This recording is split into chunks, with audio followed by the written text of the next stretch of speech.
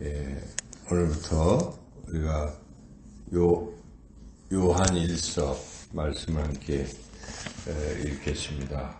요한 1서, 요한이 쓴 편지입니다. 이제 요한이 쓴 성경책들은 여러 개가 있죠. 요한복음이 요한이 있었고, 또 요한 1서, 또 2서, 3서는 3서까지, 그리고 요한 계시록이 또 있습니다. 그래서 여러 한 5권 책을 썼는데, 요한은 예수님의 제자, 사도 요한을 말합니다. 요한은 12제자들 중에 가장 오래 살았습니다. 대부분의 제자들은 순교를 했는데, 사도 요한은 90세, 100세까지 오래 이렇게 살았습니다. 반모섬에, 그러나 사도 요한도 반모섬에 귀향을 가서 이렇게 이제 그런 상태였죠. 근데 그 가운데 이렇게 서신서, 또 요한계시록 이런 걸 기록했는데, 요한 이 서신서들은 기록한 목적이 있습니다. 그것은 당시에 이단이 있었는데 그 이단에 대항하기 위해서 쓴 것들입니다. 이단이라 하면 가장 대표적인 이단은 영지주의 이단이 있습니다. 그때 당시 영지주의 이단이라는 것은 영과 지식이 최고다 이렇게 생각하니까, 영과 지식이 아닌 그 상대적인 말이 이제 육이죠. 영과 육을 부인하는 자들입니다. 영지주의자. 그래서 육은 안 좋다 이렇게 생각하니까, 그 예수님께서 육체로, 어떻게 하나님이 육체로 오셨겠느냐, 이제 이것을 부인한 거예요. 그래서 이들은 예수님이 그러면 나타난 건 뭐냐, 가짜로 나타났다 해서 가현설을 주장하고, 어쨌든 그들의 핵심은 육체를 자꾸 부인하려는 것, 예수님의 오신 것, 이 육체로 또 사셨던 것, 그 죽으신 것, 부활하신 것, 이런 걸 다 부인하는 것이, 그러니까 예수님 믿는다고 보기 어려운데, 어렵지만 이들은 교회 안에 침투해서 교인 행세를 하는 것이고, 이렇게 해서 자꾸 교회를 어지럽혔던 이단들, 오늘날도 그런 이단들이 있지 않습니까?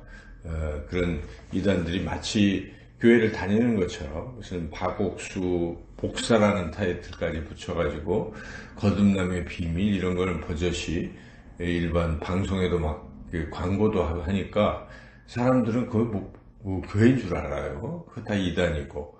그리고 신천지라는 이단은 요즘 버젓이 자기네 나는 신천지다 하면서 뭐 예수님 믿는 것처럼 하지만, 그들은 예수님을 믿는 것이 아니라 그들의 이단의 교주 이만희를 믿는 것입니다. 이만희를 통해서만 구원받는다, 이런 것이죠. 근데 그러한 신천지 또 그 박옥수도 이 영지주의와 연결이 되어 있어요.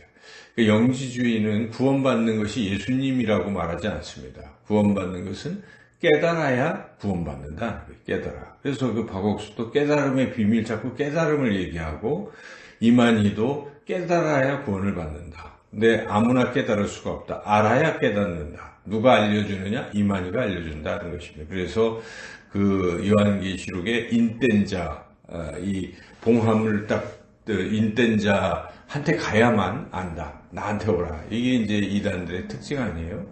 그래서 그들의 구원 교리는 깨달음에 있는데, 영지주의도 결국 깨달아야 구원받는다. 같은 맥락에 있어요. 그러니까 마귀가 2000년 전이나 지금이나 어떤 그런 사람들을 혹세무민하는 이런 걸 우리가 알 수가 있죠. 그래서 참 주의해야 됩니다.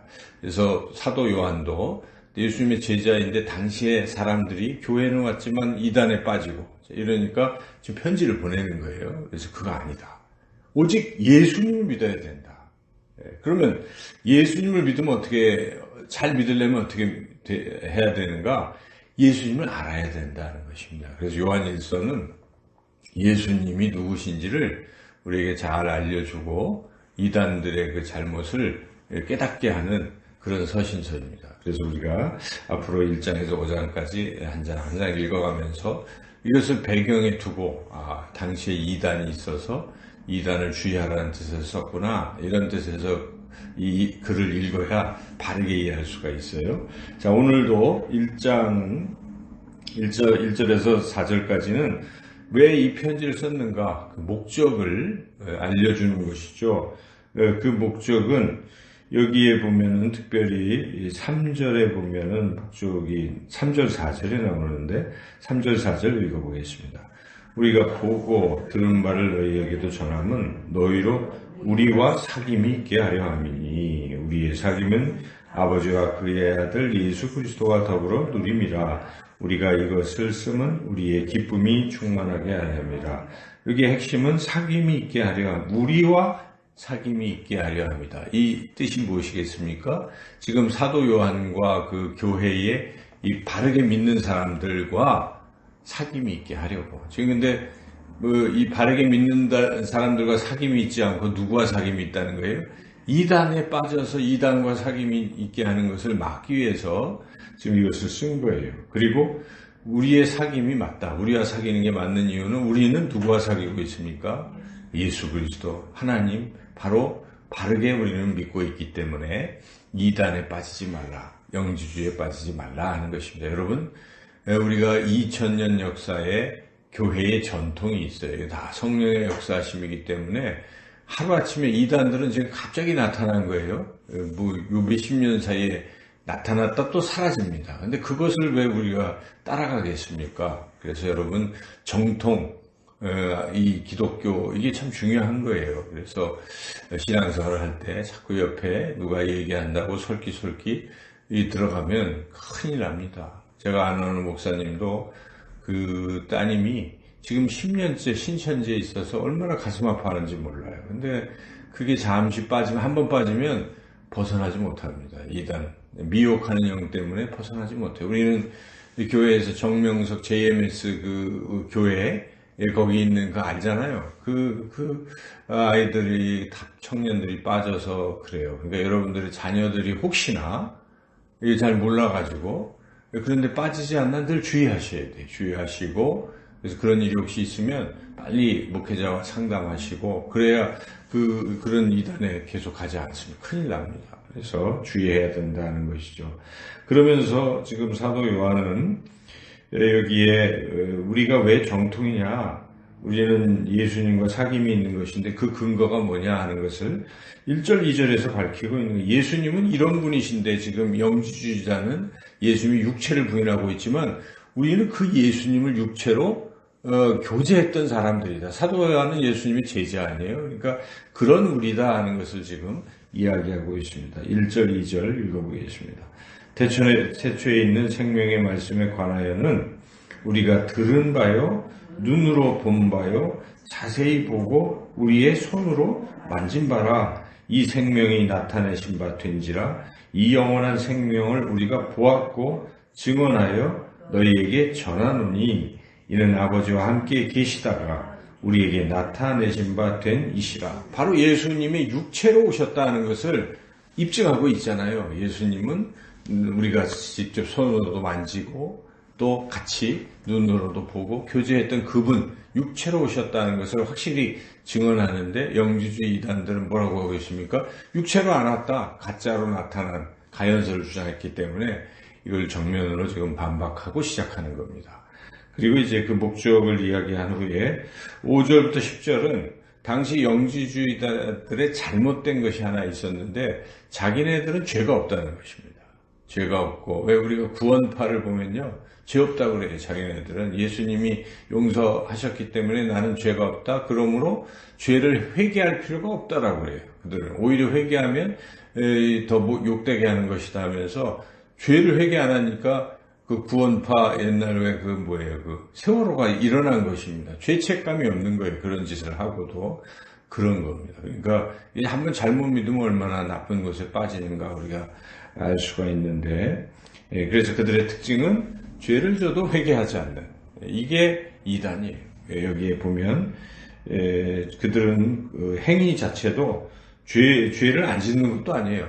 빛 가운데 있지 않고 어둠 속에 행하면서도 죄가 없다라고 하는 것이죠.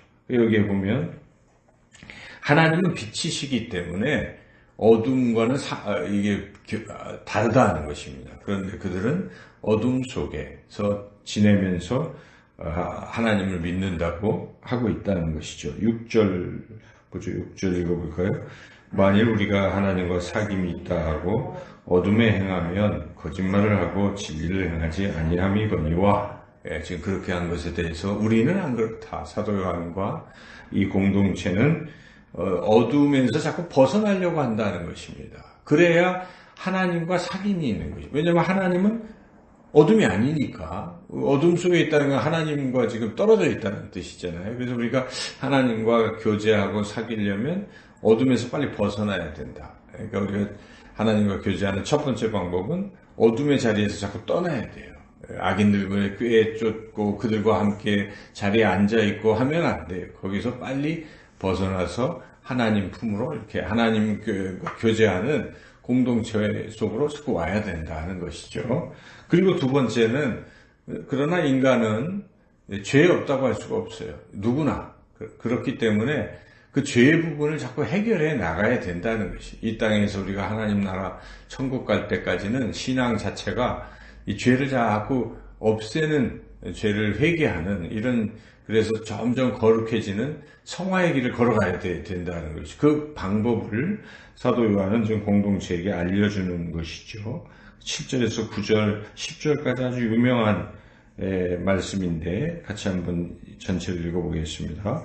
그가 빛 가운데 계신 것 같이 우리도 빛 가운데 행하면 우리가 서로 사귐이 있고 그 아들 예수의 피가 우리를 모든 죄에서 깨끗하게 하실 것이요, 만일 우리가 죄가 없다고 말하면 스스로 속이고 또 진리가 우리 속에 있지 아니할 것이요, 만일 우리가 우리 죄를 자백하면 그는 미쁘시고 의로우사 우리 죄를 사하시며 우리를 모든 불의에서 깨끗하게 하실 것이요, 만일 우리가 범죄하지 아니하였다 하면 하나님을 거짓말하는 이로 만드는 것이니 또한 그의 말씀이 우리 속에 있지 아니하니라. 그러니까 첫 번째는 이 죄에서 자꾸 벗어나려고 하는 그런 빛 가운데로 오려고 하는 마음. 둘째는 그동안 어둠 속에 있었던 부분 또는 실수로 자꾸 넘어졌던 부분들을 자꾸 자백하라는 것입니다. 고백하라는 것입니다. 하나님 앞에 하나님 제가 잘못했습니다 라고 회개하는 거예요. 그러면 예수 그리스도의 십자가의 보혈이 우리를 다시 한번 깨끗하게 또 사해 주신 것을 우리가 확인하고 다시 거룩한 길로 가다가 넘어지면 자백하고, 이것이 정상적인 신앙생활의 모습인데 잘못해도 나는 죄가 없어 라고 자꾸 자기를 왜 의인증이 있어요? 자기는 의롭다고 생각하는 스타일이에요. 그러면 구원받기 어렵습니다. 항상 하나님 앞에 저는 죄인입니다. 바리새인이 그 의인증에 빠졌어요. 자기는 죄가 없고 손들고 하나님 앞에 막 큰 소리 기도하고 저기 저 세리는 죄인이라고 하고 막 상대적인 우월감에 빠져 있고, 그 죄인은 가슴을 치고 구석에서 하나님 저는 죄인입니다 했을 때 예수님 누구 기도가 옳으냐? 저 사람의 기도가 옳고 저 세리의 기도가 옳고 그 사람이 구원받는다라고 우리 예수님 말씀하신 것이죠. 오늘 이 말씀도 똑같아요. 당시 영지주의 이단들은 죄 없다고 스스로 의인 빛 가운데 있다고 거짓말을 하는 것이죠. 그러나 그렇지 않다는 것이죠. 그래서 우리는 항상 겸손하게 하나님 앞에 우리의 작은 티끌만한 죄도 고백하는 것이 옳은 것이죠. 하나님, 어제 또 뭐 말을 잘못했고 누구를 욕했고 또 화를 냈고 하는 것들이 죄로 느껴져야 돼요. 그래서 하나님 잘못했습니다 할 때 하나님은 그와 함께 하시고 그의 죄를 십자가에, 여기에 죄를 깨끗하게 모든 불의에서 십자가로 정결케 하시고 또 새롭게 자꾸 인도하신다. 오늘 1장 이 말씀 속에서 우리가 이단을 주의해야 됩니다. 영주주의, 요즘 신흥 이단들 아주 가까이도 하지 마십시오. 얘기할 필요도 없어요. 우리가 얘기한다고 그들이 구원받습니까? 그렇지도 않아요. 그러니까 성경에서 그냥 멀리하라 하는 것입니다. 멀리하시고, 그리고 전문가가 이제 그들은 이제 대항을 하는 것이고 우리는 멀리하고, 단지 우리가 신앙생활 할 것은 항상 빛 가운데 가려고 애를 쓰고 어둠에 있으면 빨리 나오고 또 그동안 있었던 잘못들을 회개하고, 주일마다 우리가 회개의 기도를 하는 것이 옳고, 또 여러분 새벽마다 어제 하루의 삶을 돌이켜보시고 하나님 제가 이런 부분을 잘못했습니다 회개하시고 주의 보혈로 또 또 깨끗하게, 그리고 새롭게 새로운 마음을 주세요. 오늘도 저를 거룩한 길로 다니게 하시고 빛 가운데로 인도해 주세요. 기도하면서 이렇게 날마다 거룩하게 성화의 길을 걸어가라 하는 것이 오늘 이 말씀입니다. 오늘도 주님 빛 가운데 주님과 사귀고 살아가시는 저와 여러분의 삶이 되시기를 주님의 이름으로 축원합니다.